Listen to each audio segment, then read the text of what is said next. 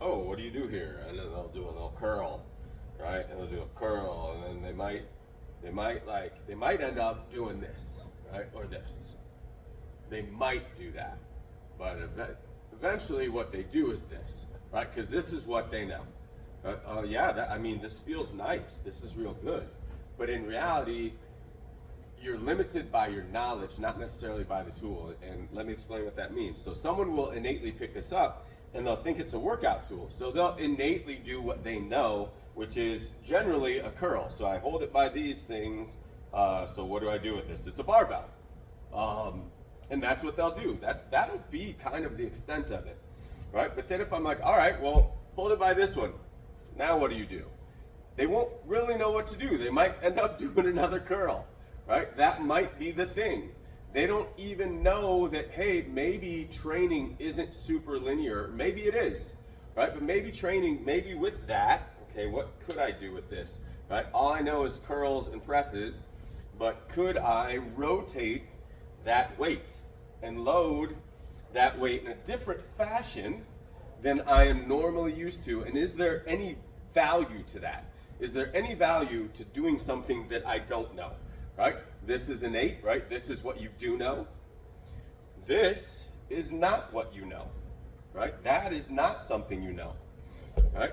Holding this like this, you can't really do with a dumbbell or a barbell. So now, could I use this to sweep? Could I use this for any sort of movement, activity, sport that has to rotate?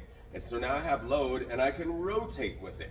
But this is limited not by what it is, but by what you know about movement. And in general, that's why you see a lot of people do this. I met someone who had these. I was like, oh, it's so super cool that you have those. And they had like a 8 kilogram and a 16 kilogram Viper. And he goes, yeah, that one's for the girls and this one's for the guys. And I was like, oh, so he doesn't know the tool. That's okay, right? But understand that there's more to movement than what you know a lot of times. And sometimes that ain't it, right?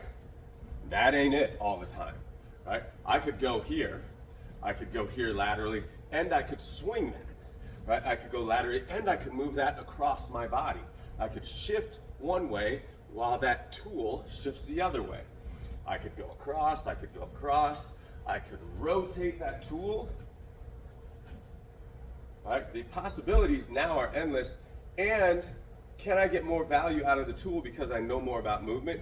The answer is yes. So when we look at something like this, don't devalue it because you don't know anything about it. Understand there might be some things to it that you don't know. And that's where we kind of come into play here.